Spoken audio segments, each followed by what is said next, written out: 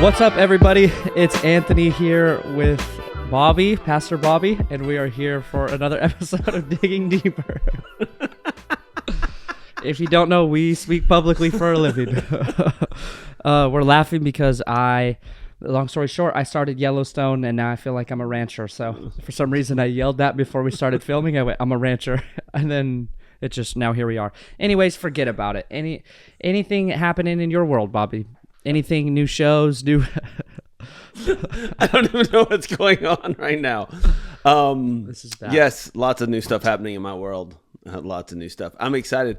I'll tell the church more about it on Sunday, but some really cool stuff is I talked about it on the podcast last week, or maybe 2 weeks ago at this point. Megan and I put in an offer for a house that was accepted, and so we're finalizing all of that this week.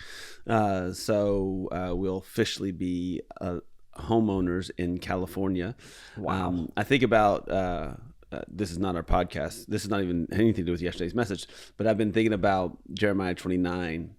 And when Jeremiah says the prophecy is to build homes and plant gardens and, you know, get married and have your kids get married. And like this idea of like lineage, be rooted where you're at, pray for your city as it prospers, so will you prosper.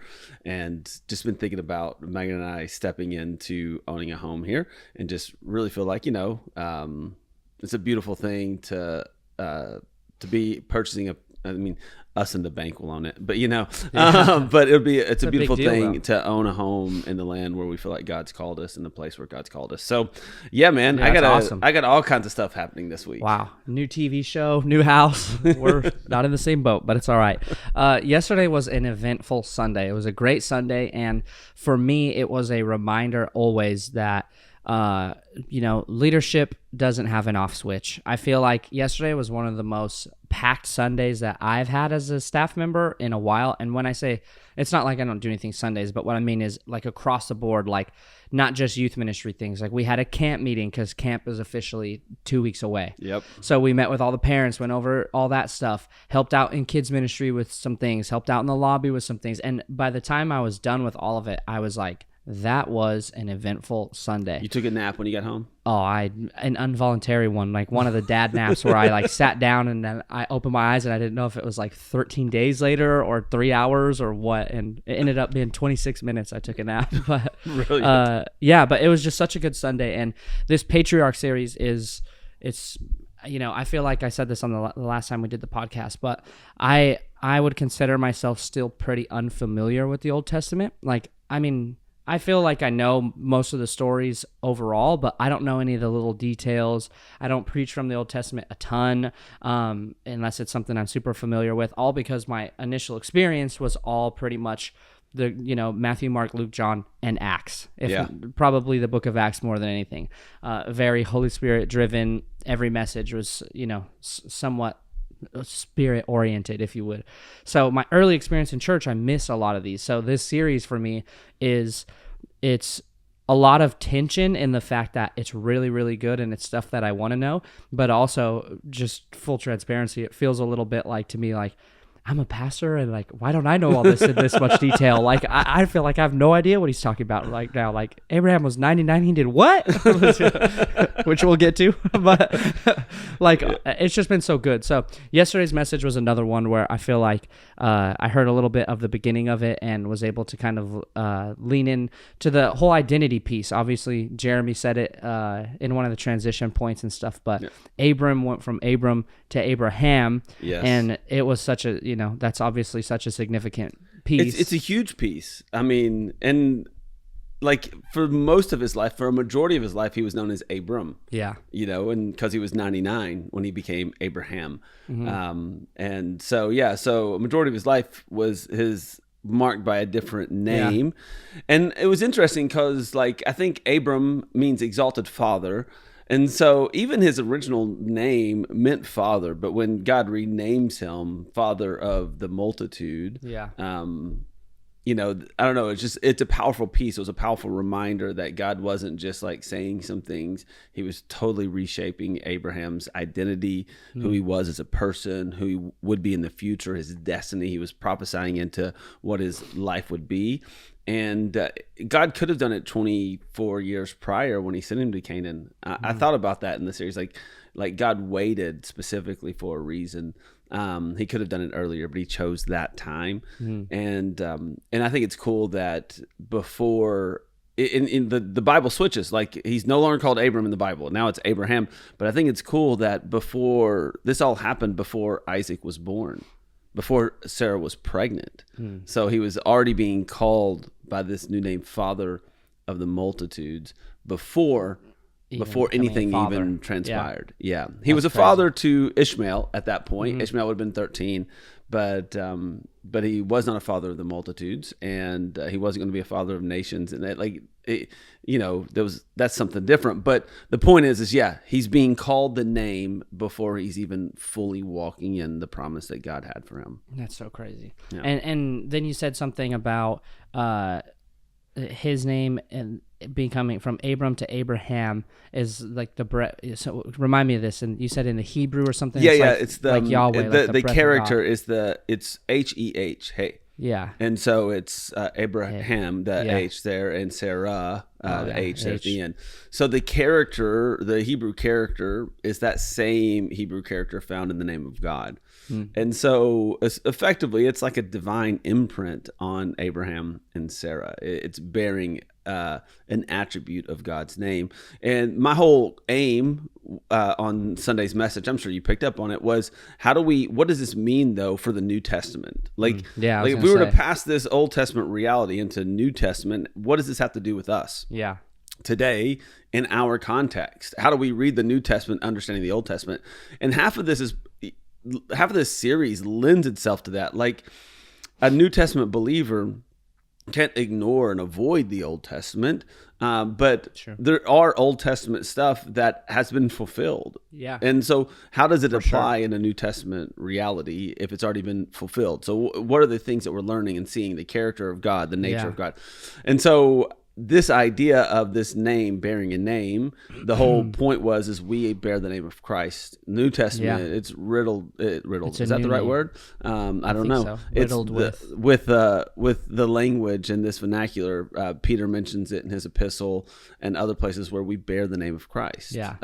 We carry the name of Christ. Christian carries the name of Christ in it. Yeah. And so we, in the New Testament reality, Christians also bear the name of Christ on our life. And what does that do? The way people view us, the way we live, the way we understand. It should change the way we're living. Yeah. Yeah. That was the whole crescendo of the point. Yeah. Yeah, which is great. And you said that, like, if to be Christian is to bear the name of Christ, and to bear the name of Christ should change the way that you live. Should change the way. Do you remember back in the day when people would put like ichthus symbols on their car, the little Jesus fish? Yes, actually. That was before I was a Christian, but I think I remember seeing them. I remember growing up, I had friends who had ichthuses. Their parents had ichthuses on their car. I remember seeing It's not a trendy thing to do anymore, but they were like metal. Like they looked like car decals. And then like there was probably some guys who are in their like 40s right now with ichthus tattoos. Guaranteed it exists. Kurt probably. Probably. But that's funny. He probably does. You're calling out Kurt. Kurt, we'll find out if he listens to the podcast, if he texts you later. He does. I guarantee he does it. But I remember people used to say, "Oh, don't put an ichthus on the back of your car because you're a bad driver, or you're a speeder, or you're breaking the law, so you're not good. So just don't put the ichthus on the back of your car." And sometimes I think we actually might. It's easy as Christians to actually function like that. It's like, oh, I don't want people to know I'm a Christian because I'm doing something I'm not supposed to be doing. Yeah, but that's the reverse order. We shouldn't be trying to hide the fact that we're followers of Christ and we bear his name. We should look at the rest of the way we live our life and adjust that part what that of means, it. You can take the ichthus off the back of your car, but if you're a Christian, you can't take the name of Christ off of your life. Yeah. And so which is great. It's so significant. It should have massive implications on the way we live, the way we treat people, the way we do business, the way we, I think I said yesterday, like the way or on Sunday for whenever you listen to this, but the way we are as employees or bosses or husbands or parents or, whatever it may be, everything, it should affect every aspect of our life. It doesn't mean we're perfect. but it means that we, something should be going on. Something should change in us. Well, and for the new believer who maybe even heard that message yesterday and like here's, like for me, I'll just speak to my experience when I got saved. This message, this idea of receiving a new identity, receiving a new name, that was a very attractive point to me because it's like, oh, great. I don't like who I've been. I don't like who I am. I don't like, so hearing that God doesn't just, pull you out of the middle of where you're at or just forgive you for what you've done, but he gives you a completely new identity was something that really drew me in. And I'm sure it's been that way for millions of people over all of time. But for someone who's maybe hearing this message of, oh, I receive a new identity, I bear the name of Christ. Now, not only what does that mean? We've talked a little bit about what does that mean, but how would they practically like live out that new name? How can they practically, step into this new identity, if you would? Like, I think sanctification happens over a lifetime, or like we're justified when we give our life to Christ. Yeah. Like he has made us right. We are with him. The Spirit dwells in us. But as we walk out faith, we work out our salvation is language of the Bible, with fear and trembling as unto the Lord. And so for the new believer, what does that mean? Well, it means that when you address and you approach certain things should change. I have, I know stories of people who like decided they're followers of Jesus and they're going to commit to this thing. So they started reading their Bible, and then the wife was like, they've been less angry with things. Like they used to get angry about everything, and they just don't, their anger isn't as prevalent in our life and our marriage anymore. It's like so beautiful. And stories like that, I think there are things that as we push into God will begin to sort of like carve out of our life in this beautiful way. And so I think what does that practically mean? It doesn't like it. You could take the message and go, okay, well, this is all the things I can't do. So I got to make sure I can't do all these things now. And I just, I'm going to put my guard up about what I'm not supposed to do. Yeah. And there are probably some things you should decide not to do. Maybe maybe get rid of the drugs that are in your house. Maybe stop cheating. Maybe block the pornography sites, whatever it may be. Like there are some things that you should do. But the reality is following Jesus, it's an act of following Christ. So pursue Christ, pursue the presence of Jesus in your life every day, pursue time in his word, time in his presence. Like that's the major thing it'll affect. And as you pursue Christ, I believe he will naturally, spiritually help you get rid of the things in your life that don't belong. And there might be things that you didn't even pay attention to at day one that God pulls out of your life at day 100. Yeah. But that's part of the journey. And so 100%. Yeah. And I'm sure you've had moments like this too. The longer that you commit your life, the longer you stay committed, I should say, the longer you follow Jesus, like you said, it might be different day 1 to 100. Hopefully it is. But also you can then look back, like at day 1, it's hard to look forward and be like, well, what's going to change? But then at day 100, it's easy to look back at day 1 and be like, wow, look at all those things. Like that's what I think about. I'm like when I see students, for example, who, like specifically even the students who might be more difficult or struggle a little more in certain environments, like I don't feel like upset or angry. I always see them and I'm like, that was me, and I was way worse than that, and somehow I'm a pastor. Like God literally changes lives. Like it's incredible. I've heard it said like this: the pursuit is just like long obedience in the same direction. It's just like, hey, just keep walking with Jesus, keep trusting him, keep obeying his word, and keep moving in that same direction. And it's exactly what you're saying. Over the course of time, you will eventually look back and go, I can't believe how far I've come. I can't believe who I used to be. Yeah. And then, like, I don't know if you ever interact with anyone from your past who, or maybe you've ran into them, like maybe you've visited home or something like that, and you ran into someone and they're like, who are you? Like, what are you talking about? You're not Tony Snow. Yeah. Like, they're like, something is way off because they didn't see the journey. Yeah. And the reality is that's true for all of us who follow Jesus, that no matter how bad we think we were or weren't in the beginning, like I didn't sell drugs, but that doesn't mean I was perfect. Yeah. And, there were things I abstained from that you didn't abstain from, but I'm sure there's things I did that you also didn't do. Yeah. And God has brought every believer a long way because apart from him, We're sinners. And I talked about that yesterday. I brought up sin a lot yesterday, actually. Which is great. But on that topic too, this is the biggest thing I hear with teenagers. I hear it with adults sometimes too, but like the idea of what God has brought me through. Like you just said, your past is different than my past, even before before Jesus entered both of our lives. Like no testimony is worth more than anyone else's, right? A work of God is a work of God.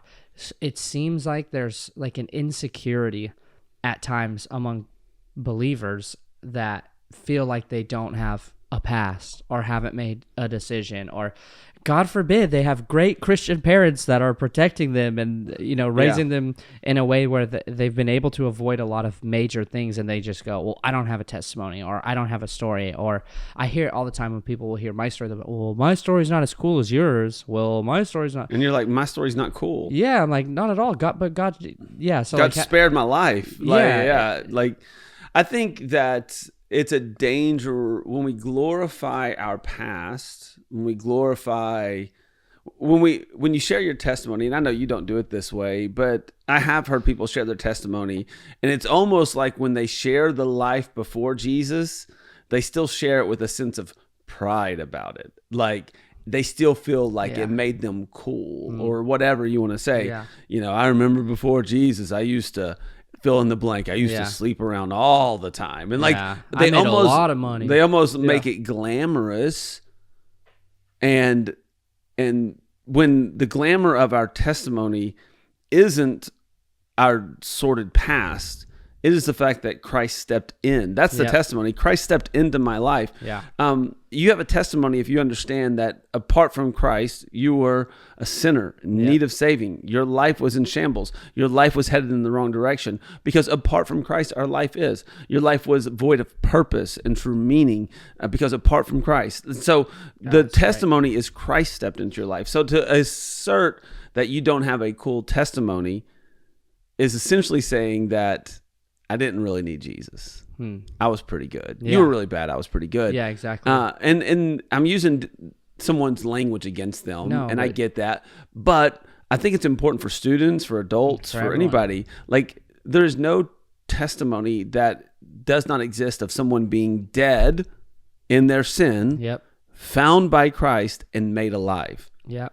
Whatever the sin was, it doesn't matter. Like, if someone was name the sin, it doesn't matter. If you're in sin and Christ steps in, that's a miracle. Yeah. And that is a beautiful thing. So I would encourage people who struggle thinking, well, I just grew up in a Christian home. Yeah. Well, reframe your mind and the story in your mind to what it truly was. God spared you at an early age. Maybe you found the Lord at 6 years old and you've been living for him ever since. There's a beauty to that. And to have found the Lord at such a young age is not lacking in testimony. It's almost maybe a more anchoring in testimony, because at 6 years old, at 6 years old, I pushed cars around in the dirt. What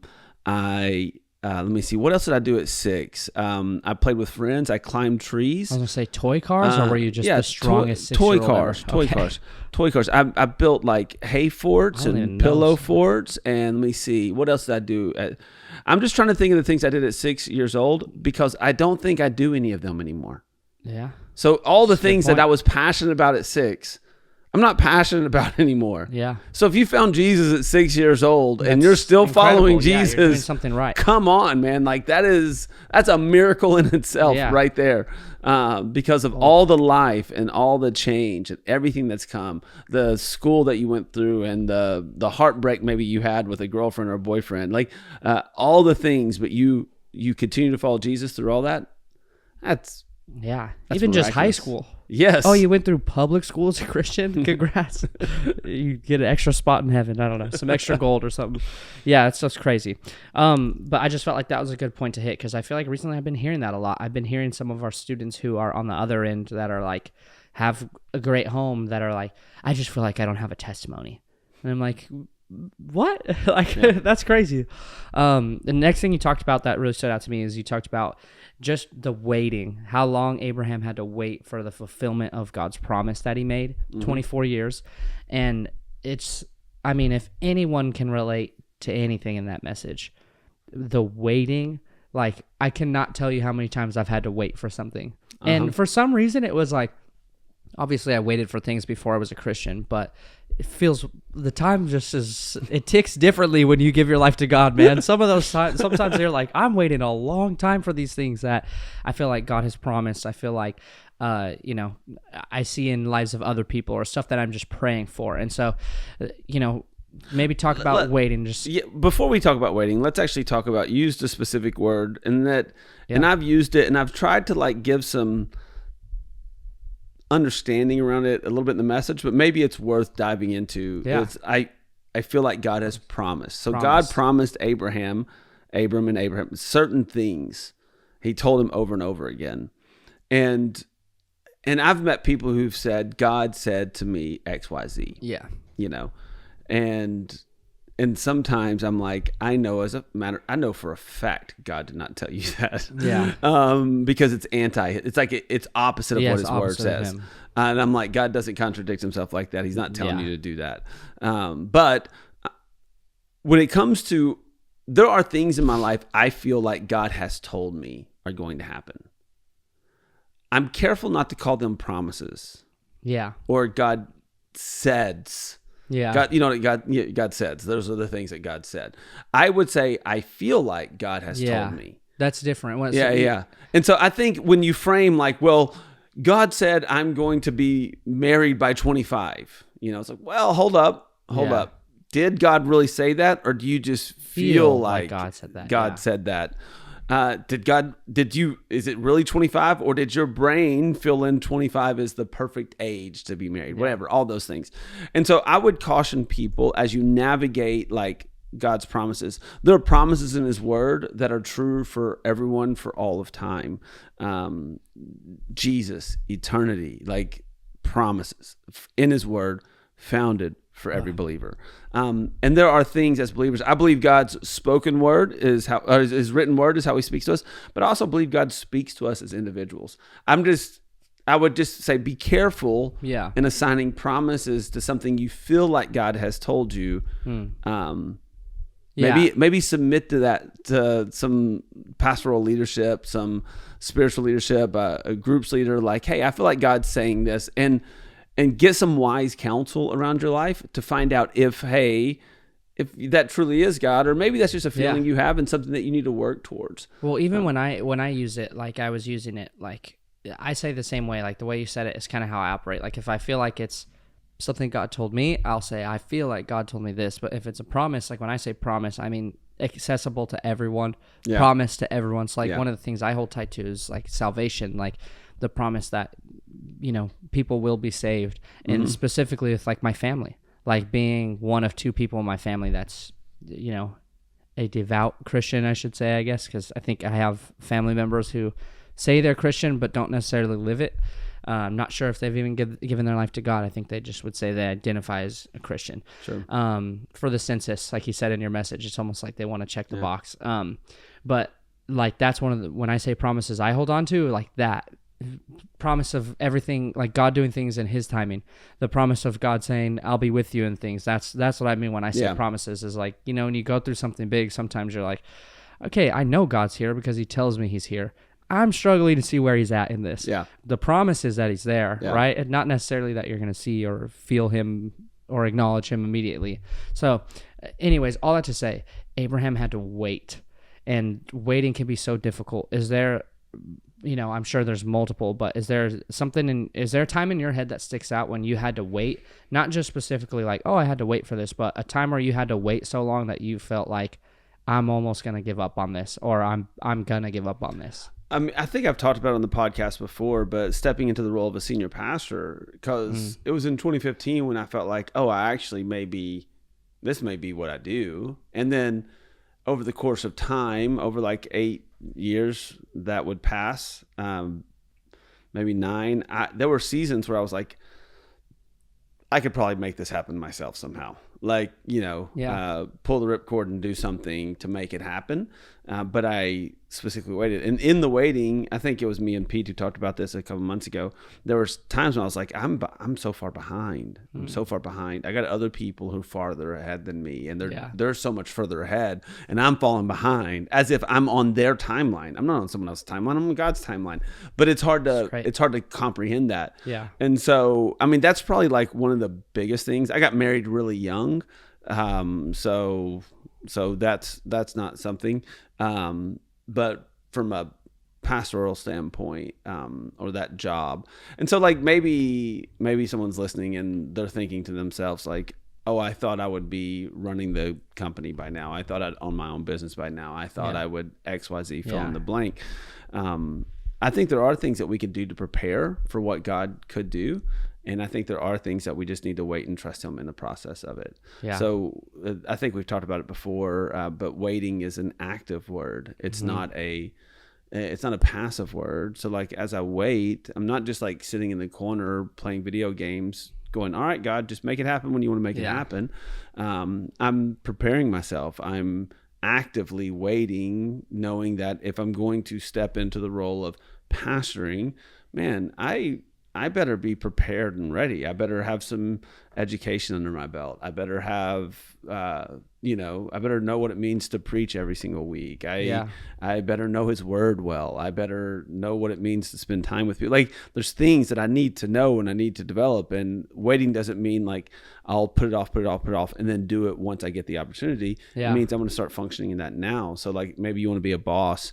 And what does it mean to be a boss? Well, the boss is supposed to show up early, not show up late to get. So do you start showing up early as an employee, long before you're the boss, because you want to start functioning in certain ways? Like, are you upskilling yourself? Are you learning the other aspects of your job and what you do, your career? Everybody's roles look different. Yeah. But are you doing the things that you can do to be prepared that if God was to bless you with a promotion tomorrow, you would be ready? I think there are times when God just has us waiting because he's got a timeline of which he thinks things would work. Yeah. Like, things will work better. It's a development plan. Yeah. Like you said, if you're waiting, like, God's working. It's not wasted. Like, that was too many W's. But when you're when you're waiting, like, and you're still being obedient to God, waiting doesn't mean stopping everything. Like you said, you're active in it. So if I'm waiting on God, I'm still doing all the things that God's already previously told me to do. I'm still obedient to all those things. Hopefully I have spiritual habits and disciplines in my life. Yep. So God's developing me through that and preparing me in ways I might not even know. Like we said at the beginning, 100 days might look different than one day. Yeah. But ultimately, anytime I've been in situations like that too, I get to the spot I'm in and two things happen. Number one, it's a lot more difficult than I think it's going to be. And number two, I look back and I go, thank you, God, that you did not give me this when I really wanted it then, because this would have crushed me. All those little things in between actually have given me the strength to now endure and persevere enough to be able to learn for this opportunity that was not what I expected. Yeah. And I think sometimes if we try to rush the process and take matters into our own hands, I think all we do is slow it down. Instead of speeding it up. Like, we think we're helping accelerate the timeline, but really we're slowing everything down, the process down. And so be active, but don't try to make it happen yourself or force something to happen. Yeah. And keep your ear tuned to God and his voice and trust him in the journey of it all. And be ready be ready when the opportunity comes. Yeah. And then next thing, kind of our final, we're moving into the end of this, but one of the standout points of your message, mentioned it earlier, said we were going to get to it, when Abraham was 99, something pretty significant happened. Yes. Do you want to share what that is with everyone? Why not? So we talked a lot in the message about circumcision. So Anthony's teeing that up. He didn't feel super comfortable saying it out loud. No, I just wanted you to say it first. I used the word, I don't know. We talked about it for 20 minutes of the message. which it allowed for. Doesn't have to be awkward. But I mean, every New Testament book, for the most part, brings it back up. Yeah. That's what it feels like. Every might be a stretch, but many of the New Testament books bring it back up. It was a point of contention in the early church, the conversation around circumcision. So if even you're reading the New Testament and you're like, why do they care so much about this? Understanding callback, yeah. Understanding the context of what happened to Abraham when his name was changed. He was commanded that you and everyone who comes after you will be circumcised. Like, this is a big deal. It was important. It was in the fabric of their culture and society, and everyone who was a Hebrew did this. This was part of it. It's an identifier. And so, it was a quote unquote sign, sign for whom, but it was, it was a culture marker. And so when you get into the New Testament and you realize Gentile believers are allowed into the assembly without being circumcised, well, one, it can give you a little grace for understanding why the Hebrew people had such tension with that. Yeah. Because we've been doing this for years. We've been doing it for years. What do you mean they don't have to? Yeah, wait, what? But they had tension with it because it was this lasting ordinance that God gave Abraham. Now, when Jesus was on the cross, he said, it is finished, meaning that the law has been fulfilled. He didn't come to abolish the law. He came to fulfill the law. Yep. So he's fulfilled that aspect of the law. So in the New Testament believer, we understand that it is Christ who circumcises our hearts, the flesh out of our life. So the principle of it still exists, but the application of it obviously is much different. Yeah. Well, and it was great. Like, it's such a good illustration. You even mentioned it was a private act. Like, that's a private act. What is the significance of God asking you to do something in private? Like, I mean, I could give my answers, but you touched on it in the message. But it's the idea that, man, it needs personal devotion.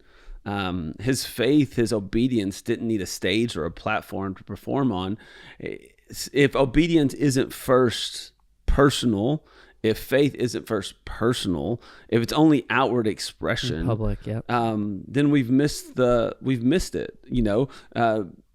The Spirit of God, the Holy Spirit, dwells in every believer. That's inside, personal. It's personal. And so I think it's important for us to know, as followers of Jesus, especially in 2025, man, we have created a society where, and I hit this all the time because I think it's a big contention point for me, but we've created a society where Christianity is, we're Christian because we grew up in the South, or we were born in a Christian nation, or we were born into a Christian family. We were raised on Christian, quote unquote, Christian values. But there's no private faith. There's no private obedience. There's no surrendering of our plans for His. It's like we have similar moralities, but it's, being a Christian isn't just about morality. It's not just those things. Those things are good, but it's not just those things. It's a surrendering of our life to Christ. And so just, if you are a Christian, quote unquote Christian, like you take it on a census box, but your life isn't surrendered, there's something significant that's missing. And that is the circumcision of the heart, the cutting away of the fleshly desires, a submission to the Spirit of God in our lives. And so I think it's dangerous when we turn it into, well, I'm a Christian because I vote this way, or I'm a Christian because I believe in this specific thing. It always makes me think of, I think it's in Philippians. It might not be Philippians. It might be Acts, but they were in Philippi, or Ephesus. All right, we'll figure that out part later. Someone will put it in the comments, I guess. But it's when the guy's going around and he says, he's casting out demons in the name of Jesus, whom Paul preaches. It's like they believe in Jesus' existence. And even the demons believe in Jesus' existence. So like, if someone's like, well, I believe in Jesus, belief isn't just the thought or the understanding that He existed. Belief is active in our faith, active in that belief. So if we believe it, obedience and living, we respond to that belief. That's true belief. And so, so I think, that's got to be part of it, is that belief, that knowing, that response. It's not just I'm wearing this on the outside, like I voted today sticker, but deep in my heart, something's been cut away. My fleshly desires. Yeah. I'm submitted to the Spirit of God in my life. And it doesn't mean you make every right decision. You make wrong decisions still. But it means that your heart, your posture is to go to God daily, to seek forgiveness of the sins that you've committed, to both sides are true though. Yeah. Like you see Christians on either extreme, right? Like they're either, well, I treat people well and I'm really good with people. I go to church, but then there's no private devotion. There's no private time with God. There's nothing between them and God. It's all, I do the public stuff well. Yeah. Or there's people who are extremely disciplined and then they treat pray people every awful. moment and they and then they you're worship like, every second they get. You're and like, then they're what God are you hanging with? rude and angry all the time. Who's Yeah. your God if you're treating people like that? You know, what's even the point? You know, if you're not transformed in that way, like it's a balance that, like it starts inward, like you said, the Holy Spirit dwells in every believer, but that flows out of every believer. Yeah. Like our actions are just as important as our private dedication. So when something doesn't flow out, think of a pond. A pond is a body of water. But it sits there stagnant. It's not moving. It doesn't have inlets. Just grows all the mold. It grows all the mold and the algae, and the life in a pond is not healthy. And it might have some stuff. You've been around a pond, it stinks. Often, especially old ponds. We had an old pond in the back of the cow pasture when growing up. Like there was a cow pasture behind my house. All the San Diegans are like, "What's a cow pasture?" It is a farm with cows. Yep. Yes. And there was a pond, and they would go waller in the mud. Waller in the mud. Wow. I don't know how else to say it. How do you say it not Southern? Oh, I don't know what waller even means. You don't know what waller means? No. Does that mean play? To play? Yeah, like roll around in the mud. To waller. Yeah, Okay. I guess. Yeah, I don't know. I've Quote never that heard on that. the podcast. Yeah, waller in the mud. New podcast title, Waller in the mud. But you get there and it would smell bad. It grew stuff that was gross. Yeah. Like it's unkept. It doesn't have an inlet. And like in our spiritual life, if it's only us trying to hold in and there's no outworking of the Spirit's work in our life, then it's the same thing. It's the same thing. Yeah. That's so great. But a river, on the other hand, where there's flowing water constantly, it doesn't develop the same molds and algae because it's constantly moving. It looks different. Yeah, it's not just the experience is different. And the fish, I don't know if you've ever ate a fish from a pond before. I haven't because I'm not gross. I'm kidding. I say that gently. You've probably got a nice fish pond that someone who they've stocked it themselves and they take care of it and they add all the whatever. But in general, the world will tell you that a fish from a freshwater river is going to taste better. Only one you're using for sushi. We'll just say that. Yeah, I was like, and that's the good stuff. Yes. Yeah, that's crazy. Yeah, I mean, I feel like, is there anything else you wanted to hit? I feel like I kind of... No, I'm next week we're going to continue moving with Isaac. That's so right. yeah, we've moved away. Well, not really. Abraham's still part of Isaac's story because Abraham's still alive, but we're going to shift focus over to Isaac. I do have a question. Okay. That's not... It's in the series, but maybe not from yesterday's message. I didn't grow up in church, but your first week, you mentioned Father Abraham or something, and a bunch of people started singing Many this. sons. What even is that? Is that VeggieTales? Oh, it's like an old kids' church song. Oh, okay. Yeah, Father Abraham So that's had just many everyone sons, who grew and up many in sons church. had then. Father Abraham. I am one of them, and so are you. So let's just praise the Lord. Right arm. Wow. And then like you do the march and left arm. I didn't learn it in children's church. It's like a dance. But when I to it? went to like ministry school, we would do like kid services, and that's where I learned it. Okay. I meant to ask that for weeks now. I don't know. Oh, why one I'm more choosing thing. the I podcast. haven't really talked about it much in Sundays because chapter 19 is the chapter because it's like it doesn't. There's a flow of the series I'm trying to do. I'm trying to really focus on Abraham, Isaac, Jacob. Yeah. And I only have about 10 weeks to do it.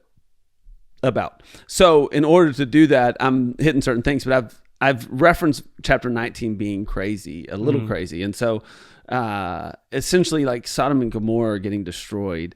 Lot's, I just don't want it to be an avoided topic. I told people to read it, but it's wild. It's like Jerry Springer kind of stuff. Basically, Lot escapes with his two daughters. His wife dies in the process. She turns around and then they get somewhere. Lot gets like blackout drunk. in his tent, and his daughter's fiancés had died in Sodom and Gomorrah because they didn't come with them, and because they thought they're fine back there. And Lot's daughters, one by one night after the next, decide we need to have children. And in order to get children, they needed to get pregnant. So what they chose to do is wait till their father was blackout drunk, and then they slept with him. Wow. One night after the next. So like for those who haven't read the story, like it gets real intense, and then they both get pregnant, and then the two children that they have become the father of two nations. They both, the father of two nations that were enemies of Israel for like the rest of like existence. I think it was the Ammonites and the Moabites, if I remember correctly. And so, like, I didn't avoid it for the sake of avoiding it. It's time. And then the series we're in, we're focusing really on Abraham, Isaac, Jacob, and the influence there. But I think it's important to know, like, there are some crazy stories like that. And we could try to figure out the whys, and I think it's probably good. We could try to figure out what drove Lot to make the decisions he did, and there's a lot of things that we could pull from it. But I think, for me, one of the things that just brings me back to is like, man, Lot was like a backup plan for Abraham this whole time. And all of Abraham's backup plans ended up causing strife for the nation of Israel, for the plan of God in his lineage. All of his backup plans ended up doing that. And I think sometimes our backup plans do the same. We think they're going to help accelerate us, but they actually frustrate the plans of God in our life. And if we're not careful, they can frustrate the plans of God in our life in a very significant way. Yeah. And so... Well, and if you really were putting your trust in God, you wouldn't need a backup plan. Yeah. You know, he'd figure it all out. Yeah. And I get it. I get why people lean on backup plans every now and then. I understand it. Like, I'm a human being. I get it. But that's part of that story. And so I didn't avoid it for avoidance sake. I didn't avoid it because it's hard to talk about, because there's plenty of things you could preach from it. It just felt like a deviation from the series on focusing Abraham, Isaac, and Jacob. Yeah. But if people are reading it this week, I just think it's good to know that's what you're about to read. You're about to read an intense story. This is what Pastor told me to read. Of loss, of death, of incest, and it's a difficult one to read. There's other stories like that found. When people tell me the Bible's boring, it's not interesting, I'm like, you just never read it. Just read the book of Genesis, and you'll find out really quick. It's like, especially some of those Old Testament ones. You're like, wait a minute. Yeah. That's crazy. Well, that's great stuff. I'm excited to move forward. And next is Isaac this week, you said. Yeah. So that's going to be exciting. And I know Abraham's been so good, so I'm excited. Just as someone who's still very new to all these stories in the Old Testament, this is exciting for me. And I'm a pastor and I'm new to it. So anyone out there who feels like you're dumb or you don't understand anything, just know that God will take care of you. It's all right. But thank you guys for listening to another episode of Digging Deeper. A lot of fun things upcoming in the church, and we're excited to be a part of that. So if you're a guy, this Saturday, the 19th, barbecue and bags, make sure you're there for that. Burgers and bags, sorry. It's all right. Kurt's going to make barbecue now. He's going to make barbecue. Did we change it? No, we didn't change the name. No. Only God changes the names. Thank you guys for listening to the podcast. Goodbye.